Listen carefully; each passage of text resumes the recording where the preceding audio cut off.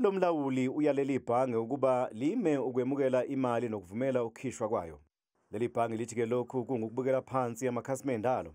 Izolo uhulumeni uthe uzoqinisekisa ukuthi abantu abangu-257,000 abafaka imali yabo kuleli bhange bavikelwa kulesi sikhungo sezemali esibhekene nenselele.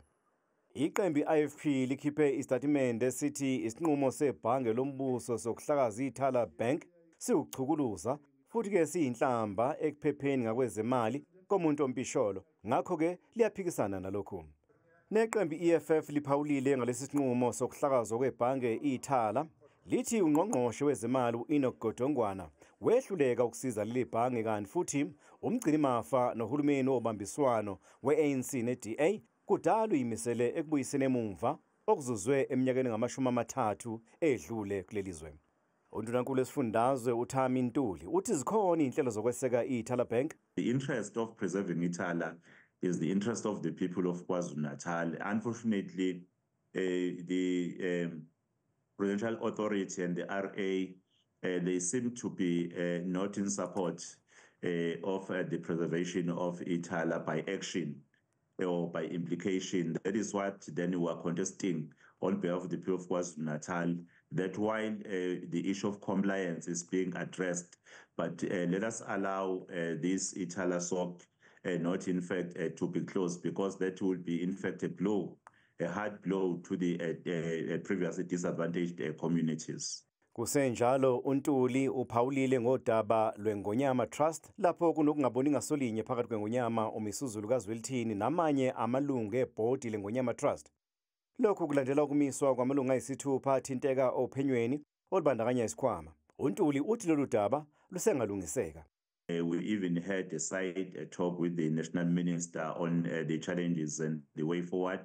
It's only a matter of what appropriate action ought to be done and who had to take that appropriate action, the delays that might have resulted to some of the technicalities.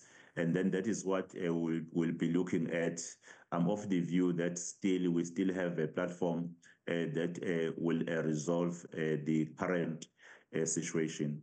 Kusenjalo indlulamithi yamakhosi oselwa isonge umkhosi wokweshwama esigodlweni sasemashobeni ngokubonga amabutho eqinisekiseni ukuthi uhamba kahle. Umkhosi wokweshwama ilapho iNgonyama yemukela khona isivuno sezithelo zesizwe sayo. Lo mkhosi ubuye ubizwe ngomkhosi woselwa, wavuselelwa isilo esebuza uZwelithini kaBhekuzulu ngo-1990 emva kokuvalwa iziphathimandla zikahulumeni wabelungu emva kokunqotshwa kwamangisi enqotshwa ngamaZulu eSandlwana enquthu ngo-1879. Bese kuyiminyaka lomkhosi omkhuleko wesizwe ungenzekile kwaZulu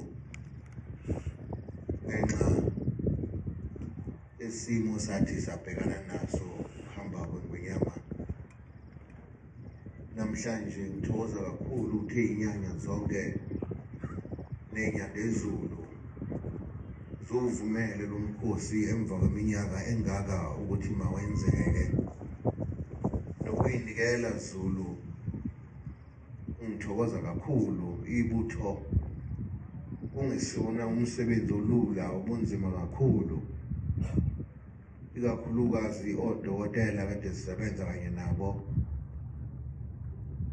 behlezi bengalali behlanza lobu bukhosi ukuthi